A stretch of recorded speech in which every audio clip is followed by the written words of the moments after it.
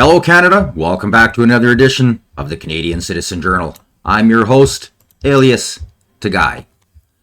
There is a lot going down in the media circuit, especially with Trudeau and Doug Ford. Although what they're doing is quite silent against Doug Ford, I can tell you just from a lot of the threads and readouts, he is going to demolish his own province with the big flabby mouth that he keeps on threatening to shut power off. They are coming for the auto sector now. Well done, Doug.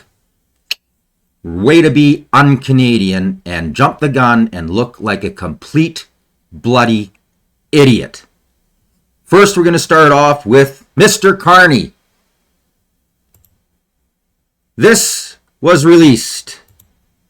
Independent Press Gallery of Canada.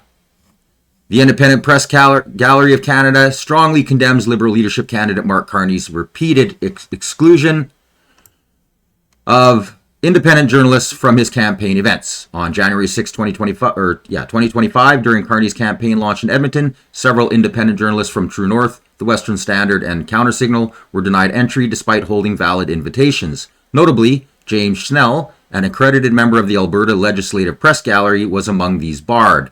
The police were called to remove these journalists at the campaign's request.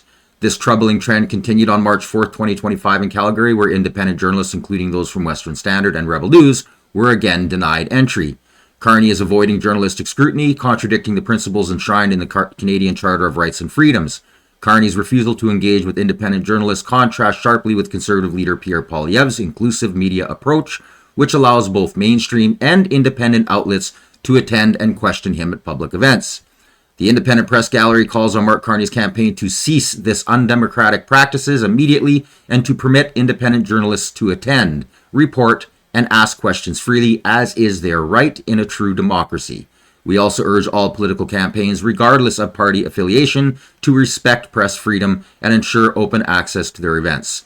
Journalists, whether government-funded or independent, play a crucial role in asking tough questions and holding public figures accountable. Mark Carney's campaign must address its disturbing efforts to silence critical media voices. This is crucial, and this is what's going on. The Liberals are professionals at it. They've done it for years. Trudeau pretty much reshaped the CBC and CTV. Now, I don't know if you remember, most of my audience, I think, is kind of within the mid-range. You will remember 10 years ago and previous, they used to have scrums where they had everybody was on together. And then the second Trudeau took power, all of a sudden they would have one of his MPs all alone, protected, getting softball questions. And then they would leave and they would get the scrum together, which would have all the other parties, and they would get to discuss what that MP said without having any type of an open debate, which completely destroyed the democratic system of free press in Canada. It's been 9 years, and I'm glad to say mainstream media has literally pulled the water on their own toilet. Thank God. Can't wait to see them all disappear. We're going to move on to what's going on with the tariffs in Canada. Lutnick. Let's hear what he has to say. Really appreciate it. So what's going to happen with these Canada-Mexico tariffs? You indicated to Larry Kudlow yesterday that there may be some modification. We're hearing that there may be some carve-outs before the reciprocal tariffs go into effect on April the 2nd. So what can you tell us? So both the Canadians and Mexicans used enormous opportunity to just come flying in with anything they could. Mexicans said they would put 1,000 more specialists on to get rid of fentanyl. We have to stop Americans from dying. 75,000 autopsy deaths. But we know, as the president said, it's got to be 3 times more. I mean, imagine if I lost my kid. Would I really worry about doing an autopsy of why they died? I'd just be heartbroken and ruined. So we've got to stop it. It's an attack on America, and it's got to end. So the president said, if you do more, I'll listen. He's been listening. He spoke today to Justin Trudeau this morning, and I was on that call. And so I think he's leaning towards coming up with an idea that allows USMCA, the deal he struck with Mexico and Canada, that's about half of Mexico and Canada. It's about half. Maybe those markets for the next month get excluded from the tariff, and the other half. So basically, if you were doing trading with the United States of America and you ignored Donald Trump's agreement that he made years ago, you did it at your own risk. And so the president's thinking, now he hasn't decided this yet, so it's up to him. But he spoke to the big automakers yesterday, so he was leaning towards helping them out for just this month.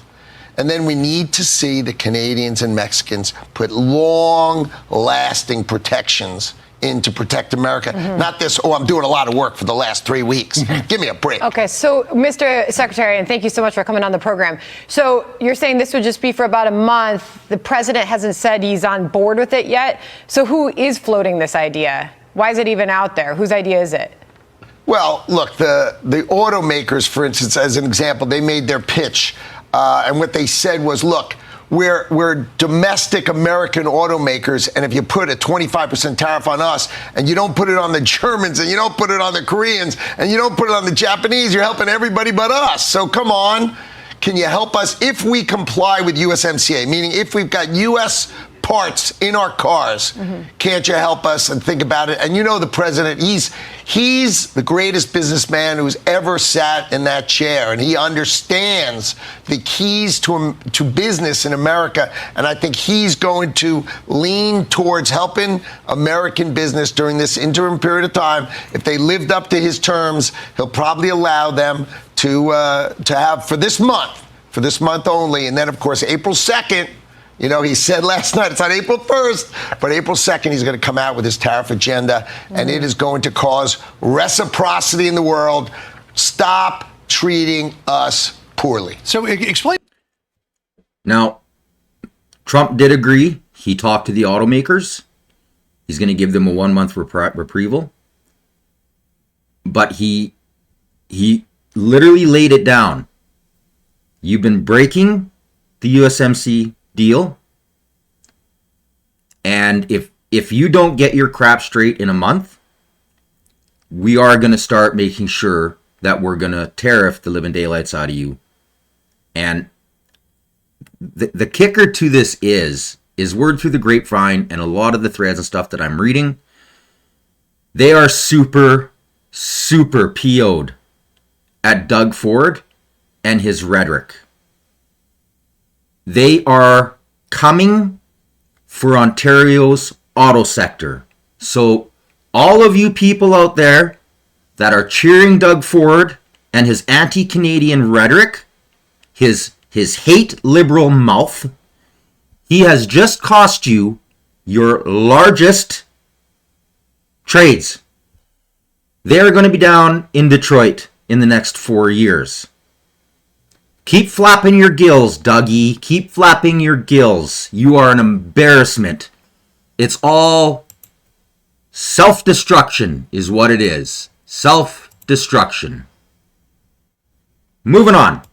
Well, as the president said last night, there's going to be a short period of time where there'll be some higher prices on certain products. It's not inflation, that's nonsense. It's certain products for a short period of time. But then what happens is, like I met today with a giant computer maker, and what he said was, I can bring it all in, and I could bring it all in fast, and I'm going to bring that production here. You heard the president say $1.3 trillion coming in. I think you're going to see 2, 3, and ultimately by the end of this year, $4 trillion of committed investment coming into the country, lowering prices, not paying the tariff, hiring Americans for great American jobs. You're going to see the resurgence of America, and it just doesn't make sense. Look, the Canadians build cars. The Mexicans build cars. This is an April 2nd comment. Why are our Michigan jobs in Canada? Why are our Michigan jobs in Canada?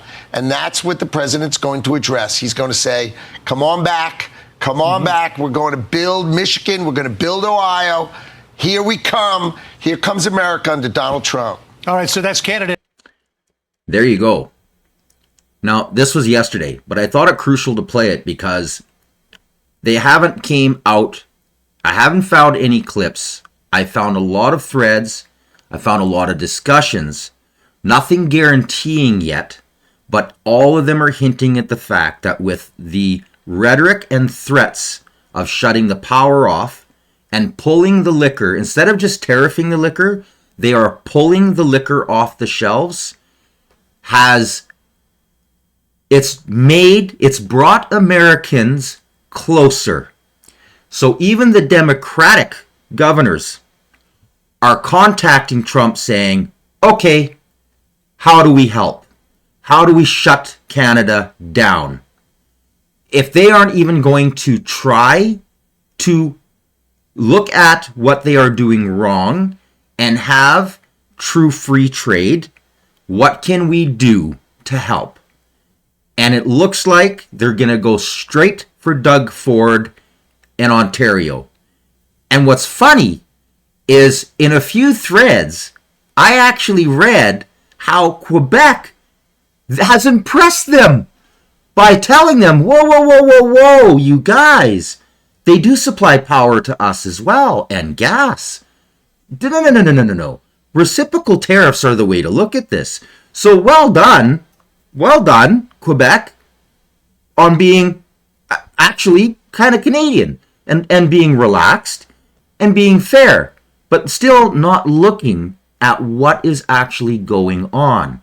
And we're going to get to that deeper into this episode. Let's hear what Kennedy had to say. Last night, President Trump said Good that evening, the brother. tariffs were to make America rich again, but then it seems that it's about fentanyl. So which is it? Is it to equalize trade or make America more competitive with its products, or is it to protect our borders from fentanyl coming in? Well, what I heard the president say today is that it's about border security and fentanyl.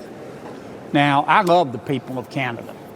I don't have a lot of confidence in Mr. Trudeau. I wouldn't put him in charge of a ham sandwich.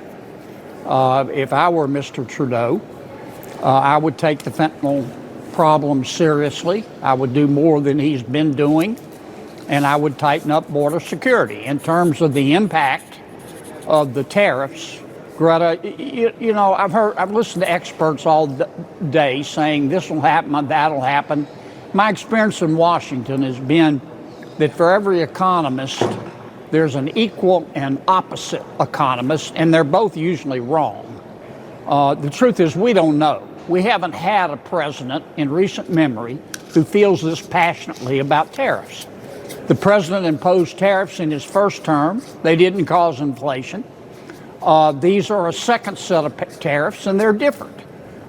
Could they cause inflation? Sure. And if they do, I think you'll see the president back off.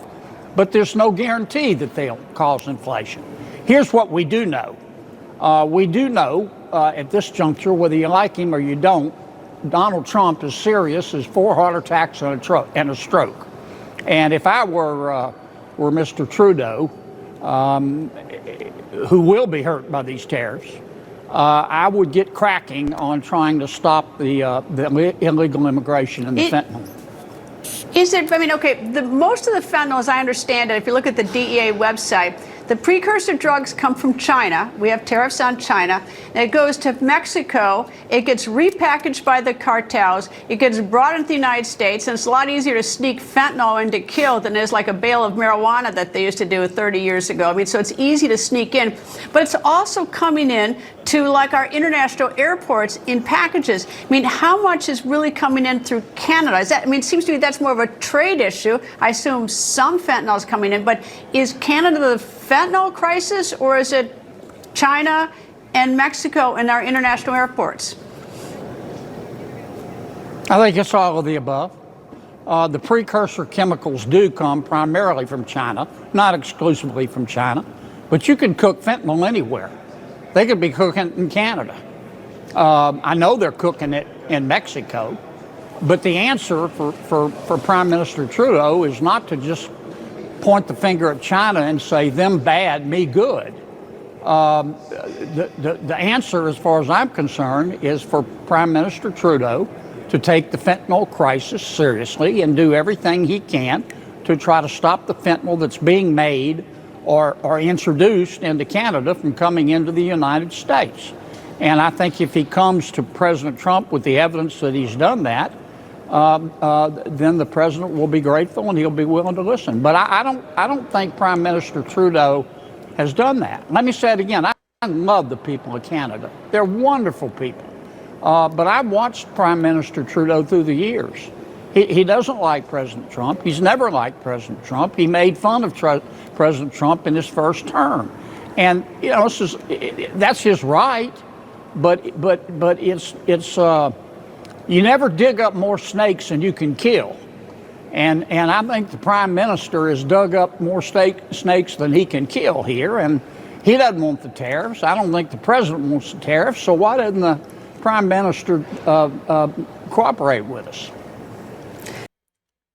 Did you hear what he said? And now CBC and CTV are running these campaigns where, you know, because Trump had let out these tweets saying that he knows that Trudeau's using these tariffs as a ploy, that he's making Canadians suffer in order to try and save his party. That is the truth. The same thing that Doug Ford did.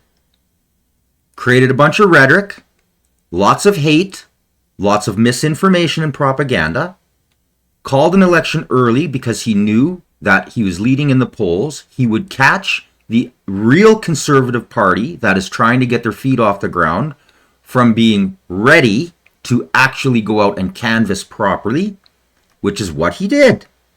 And then he secured the election with the second least amount of votes in Ontario history. He has no mandate. He likes to brag that he has a mandate, but what he is doing is he has just cost Ontario their auto sector. I guarantee this.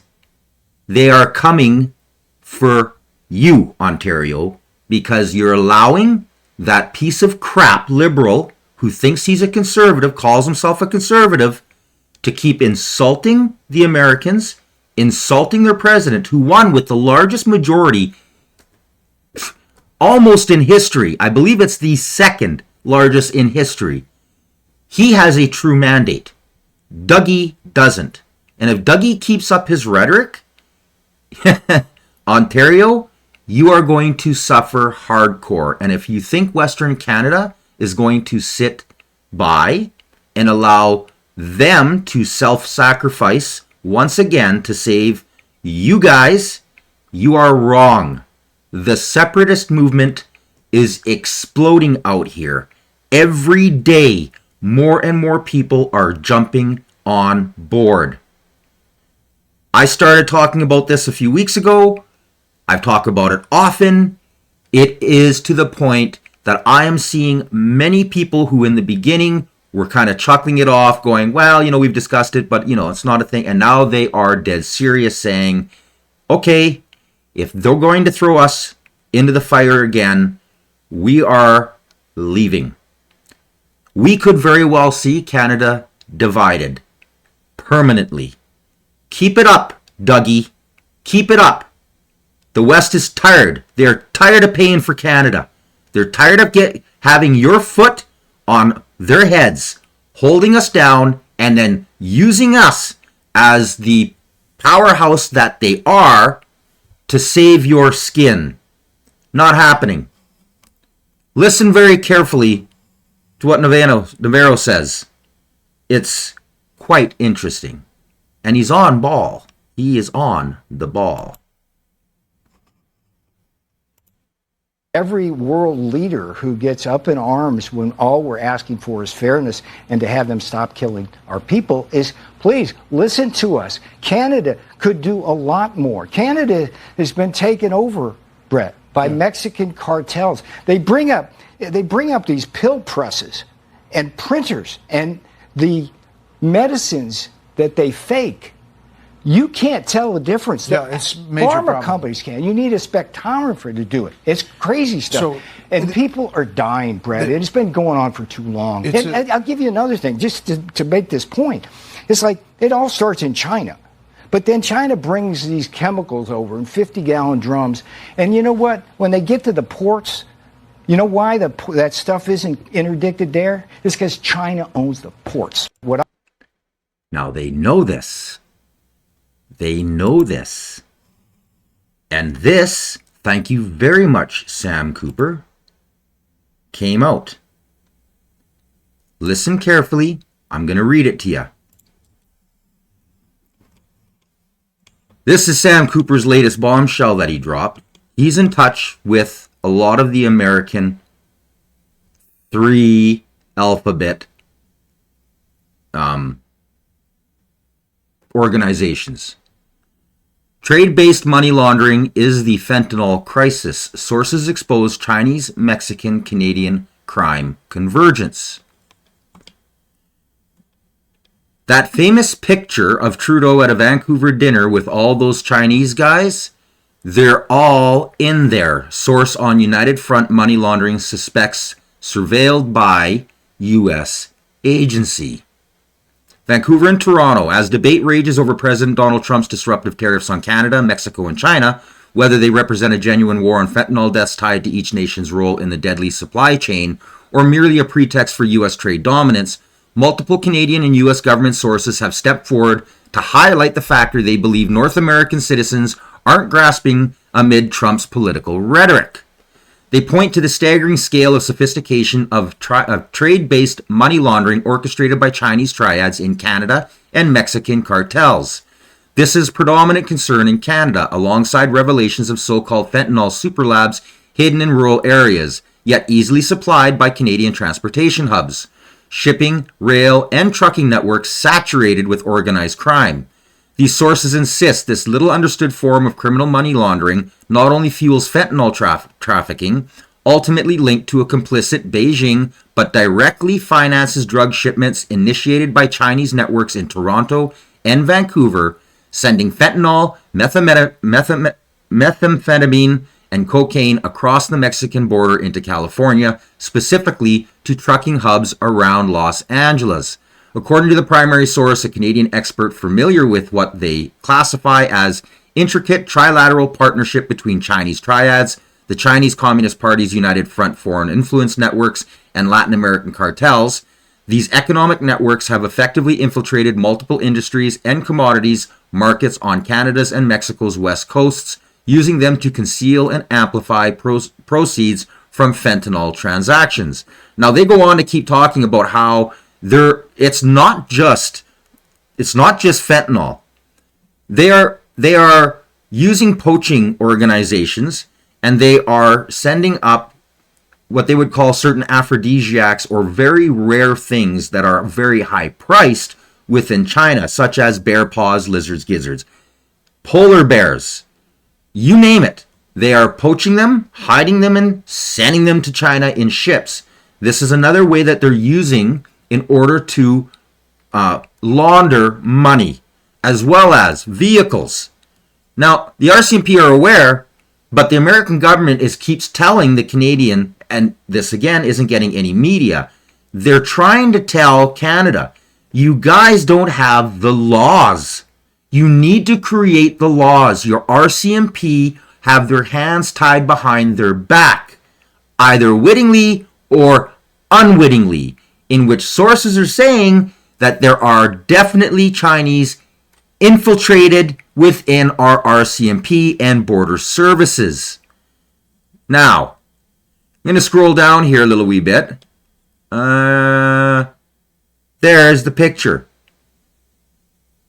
90% of the people you are seeing in this picture are all on the FBI and CIA's list of either drug traffickers, money launderers, or part of a larger scheme which has ties to TD Bank and the money laundering they got charged with.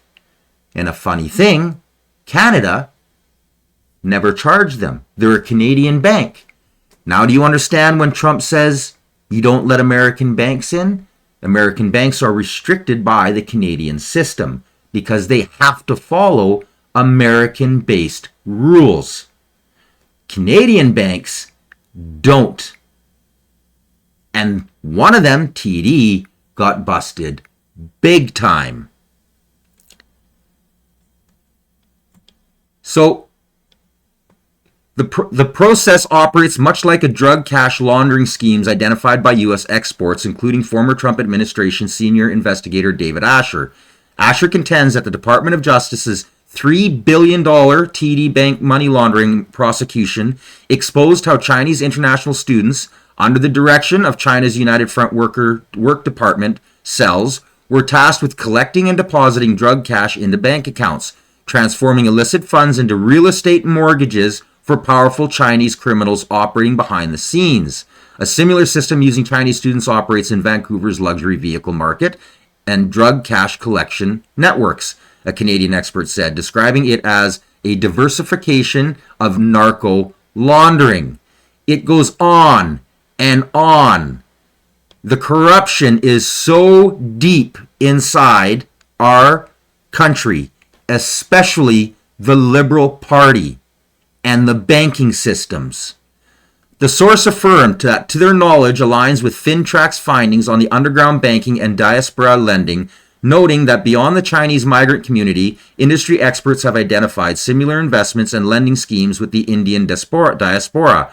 Meanwhile, several Eastern Canadian police sources familiar with FinTrack's findings on Chinese diaspora money flows, as well as large-scale vehicle theft and trade-based money laundering investigations, said they also believe Greater Toronto is a key money laundering and drug transport hub for the triad cartel nexus, a concern Washington has expressed deep alarm over.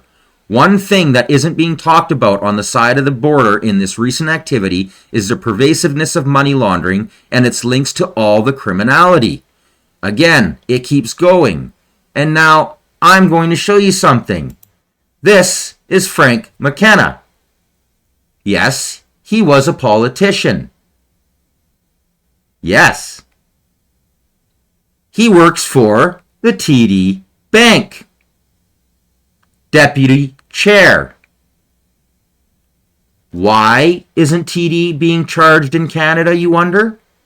Interesting. Where else does Frank McKenna work?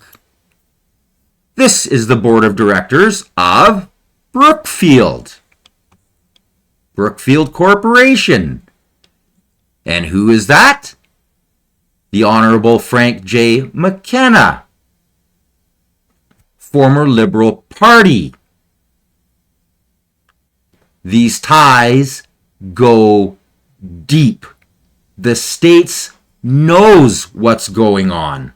It's just Canada and mainstream that are trying to evade the reality of what is going on. Now, conclusion and wrap up to this whole episode is Trudeau is on the Alphabet Squad's list.